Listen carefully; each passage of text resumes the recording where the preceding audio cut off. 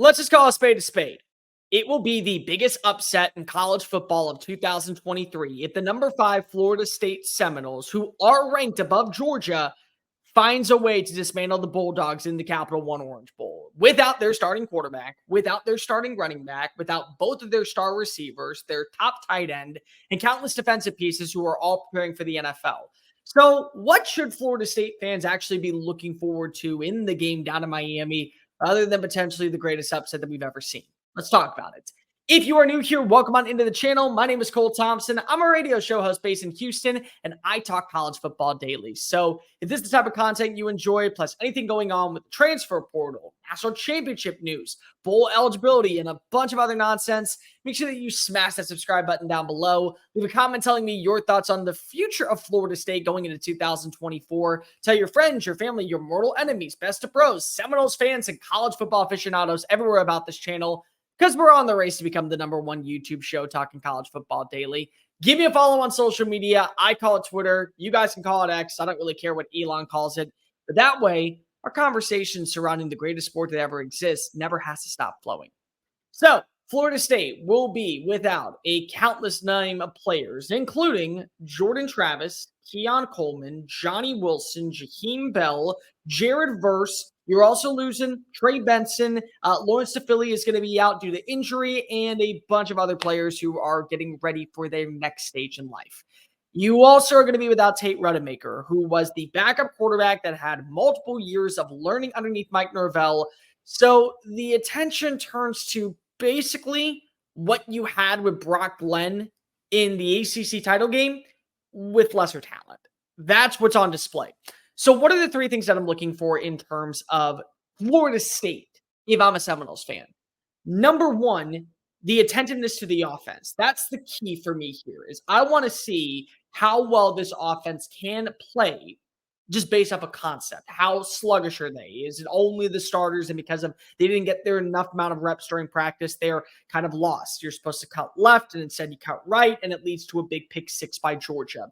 How does the offensive line look? Is it still stable? What are you looking toward going into the offseason? Where are some areas of weakness? What are some areas of strength? Those are all things that I want to see on display because of if the offense is attentive, then at least you have a baseline of what's been working underneath Mike Norvell. A lot of people have been talking about the proof of concept, and there is a lot of proof of concept when you go down to Tallahassee, especially when it comes to the transfer portal. And I would say right now, outside of Oxford, Mississippi, the transfer portal is sponsored by Tallahassee, Florida, because of how many kids leave the Seminoles better prepared for the NFL. And many a kid is going to go from being an undrafted free agent to at least a draftable target, including a Jared Verse who went to UAlbany and now is going to be a top 25 pick. But I want to see where am I getting growth in the offense? Where am I seeing continuity, chemistry, consistency? Number two, I want to be able to see where are my flaws and what I need to attract in the transfer portal. Because now it's not only me looking at the grand scheme of things. I get to see the young players and what's entailed for next season. Who's going to be that big breakout wide receiver? Am I going to get a really strong performance from someone like Rodney Hill, who could be my future lead running back? Am I going to get exceptional play from maybe a guy, I don't know, like a Kyle Morlock? Am I going to get better play from other wide receivers, from other guys who we expect to be building blocks and really staples going into next season? Or am I going to have to, as soon as the game ends, start phoning as many people on the NIL collective as possible to that way get people set up to come via the transfer portal and they stick around and help us be successful in 2024?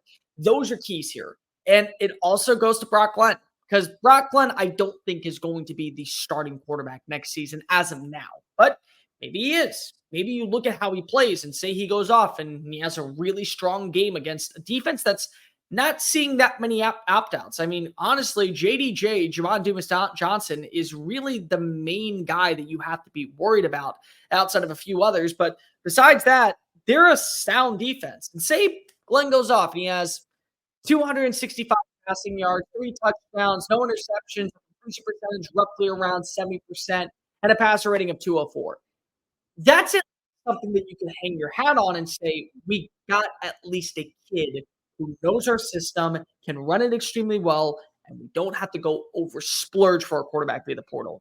But say he has a 55% completion rating, and say he throws 3 interceptions and 2 pick sixes. And by the end of the game, you're truly waving the white flag because if you can't take any more pain that has already been inflicted inside the hearts of Seminoles everywhere, as the college football playoff committee decided to dagger you and leave you on the outside looking in. Because now you don't have all these opt outs and you don't know what direction your team is right now.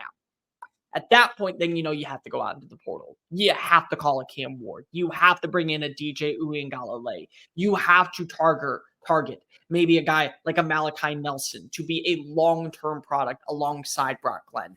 Those are things that you have to do. So you got to be able to see where are the faults in your roster, offensively and defensively. That way you know what you're going to have to spend via the transfer portal. And the transfer portal, again, doesn't mean you have to go into it right now. You can wait until the end of spring practice, and then when it opens back up for the 2-week period, add in as many players as possible. But the better you have names on campus, the better it is for you to be able to go out of your way and say, hey, we're more stable going into the summer than we are going into the fall camp. That's kind of the best way to put it. And number 3, and probably the most important thing for me, how do you respond? Georgia marches downfield in 10 plays, and they eat off 4 minutes of the clock, and they find a way to get in the end zone. How do you respond? Are you going to lay down flat? Is it going to be a 3 and out? Is your offensive line going to be able to hold blocks? Are wide receivers going to get open to give you a shot? Is Glenn going to be too timid behind the line of scrimmage?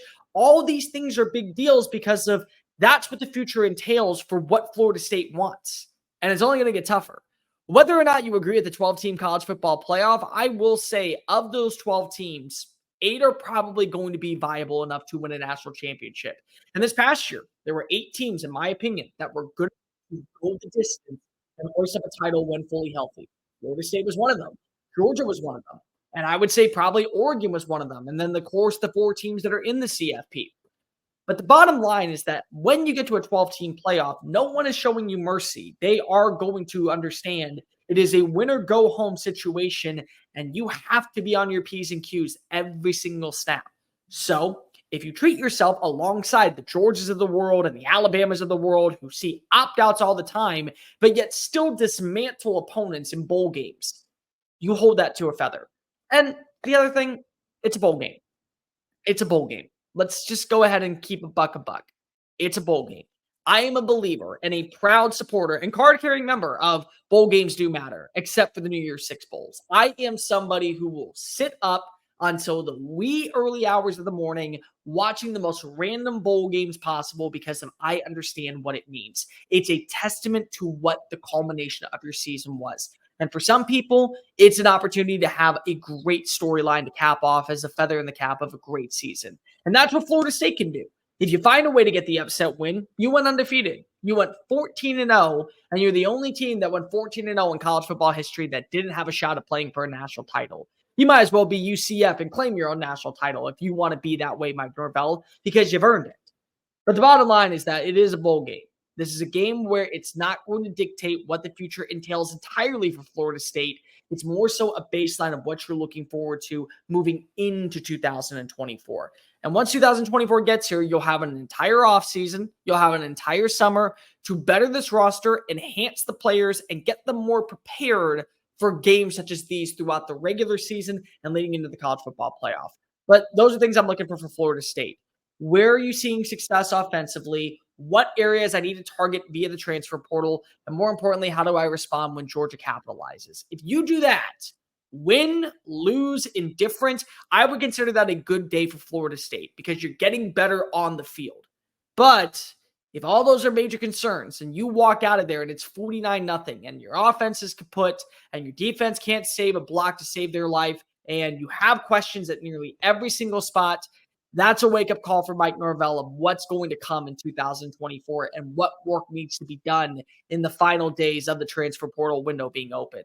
It's not a death sentence for Florida State to be playing against Georgia. And anybody out there that wants to say Georgia can lay down and die in the first quarter and still come back, best believe that Florida State's going to give it their all.